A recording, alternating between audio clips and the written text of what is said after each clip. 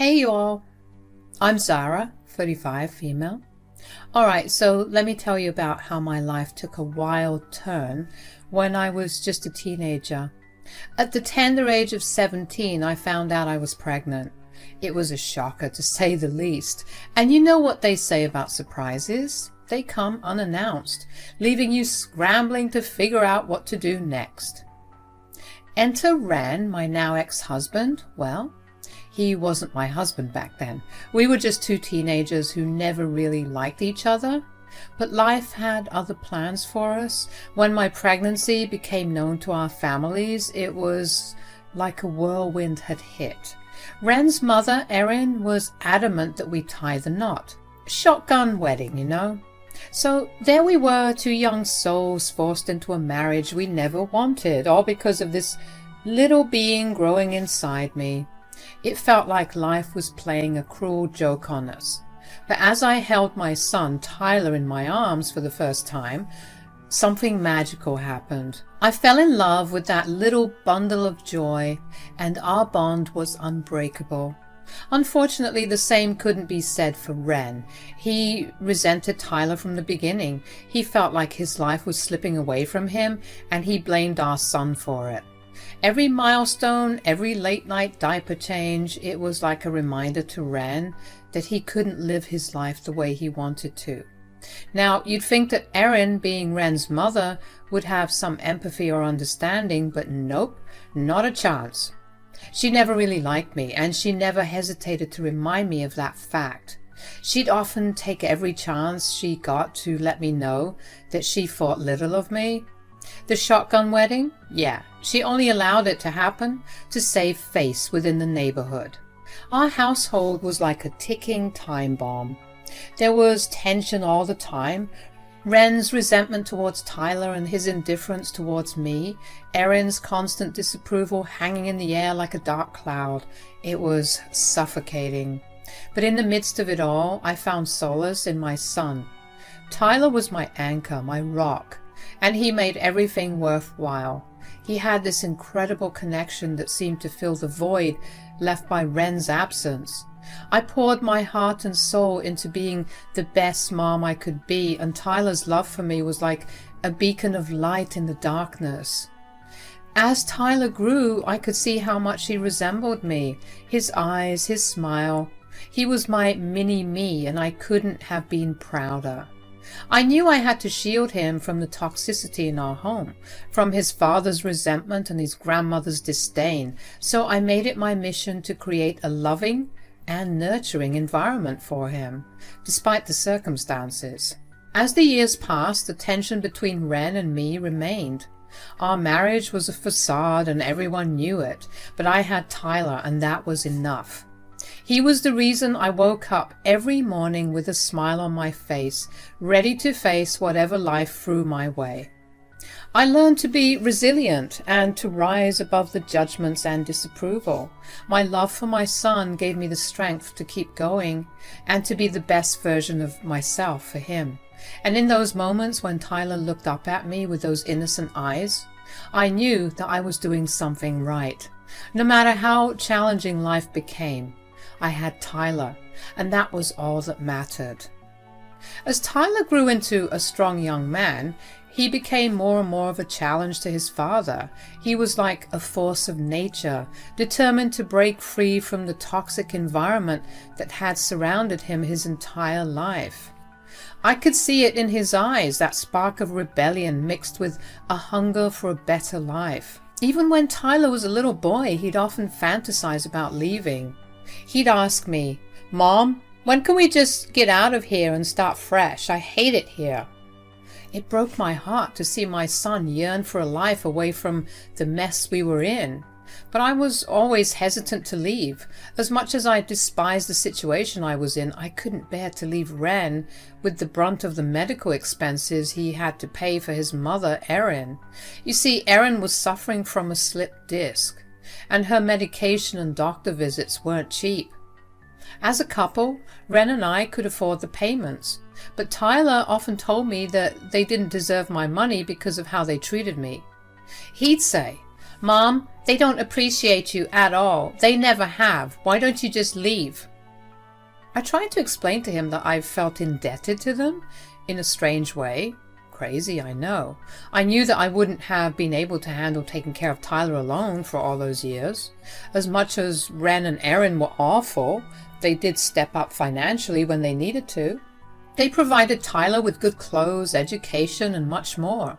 But then Tyler turned 18 and he was technically an adult now.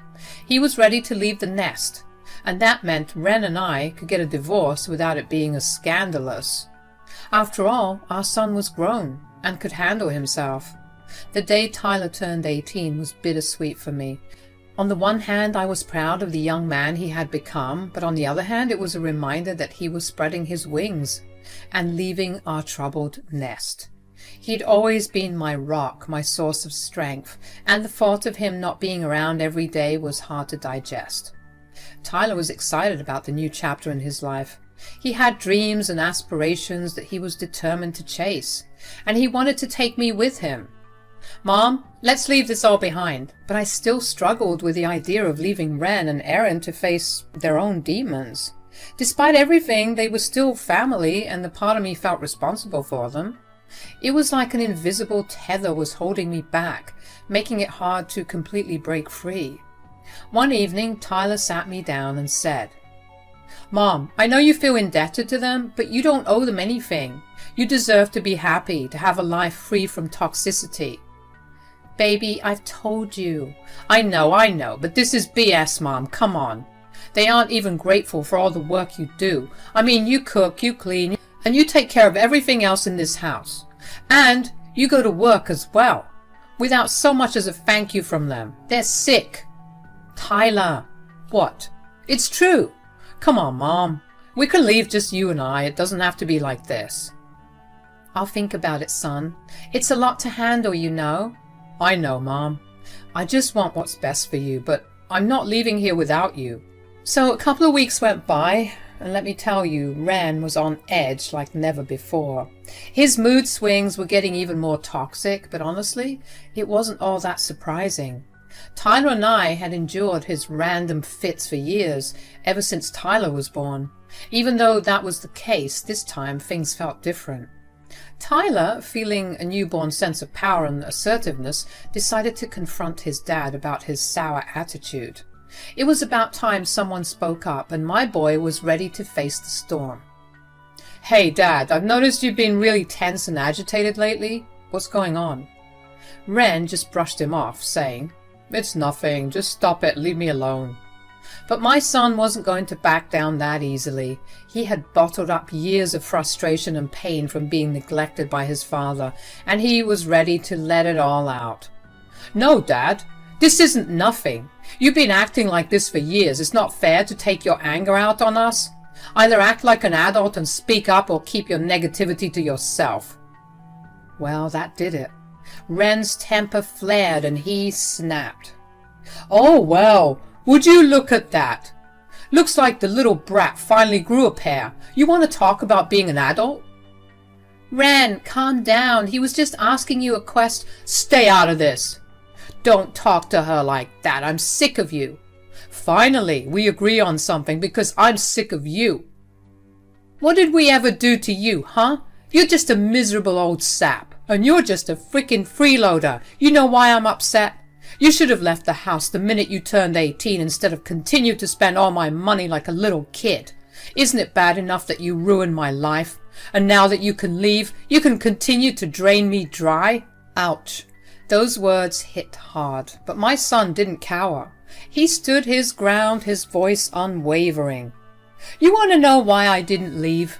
It's because I'm waiting for Mom to realize her potential and leave you behind. Tyler's words hung in the air like a heavy cloud of truth. Ren looked taken aback, like he hadn't expected this confrontation, but he quickly regained his composure and spat out. Zara would never leave. Not after everything we've been through. Tyler's resolve didn't waver, and he shot back. Maybe it's because you've made her feel like she owes you something, like she's stuck with you forever. Ren's anger intensified, and he accused Tyler of being spoiled and selfish. Fine. You want to act like an adult, then you have 1 week to move out. We'll see how well you handle the real world, spoiled brat. With that, Ren stomped away, leaving Tyler seething with anger. He was hurt, frustrated, and feeling betrayed by the man who was supposed to be his father. I tried to comfort Tyler, telling him not to worry about his father's words. But my son snapped at me, his emotions running high. How can I not worry, Mom?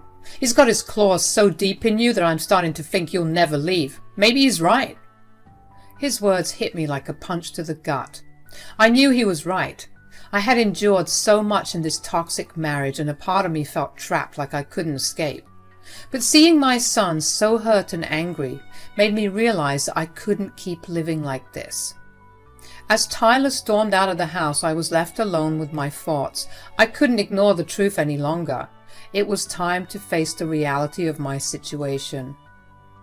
I sat down and thought about everything Tyler had said. He was right. Ren had manipulated me into feeling indebted to him, and it had kept me stuck in this unhappy marriage for far too long. But I also knew that I couldn't blame everything on Ren. I had my own choices to make, and I had allowed this toxic dynamic to persist for years.